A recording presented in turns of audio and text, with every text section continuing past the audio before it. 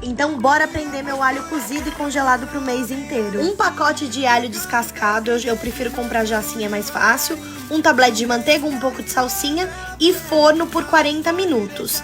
Abre, você vai separar a manteiga do alho. O alho você vai processar até virar uma pasta, colocar numa forminha de gelo e levar pro freezer.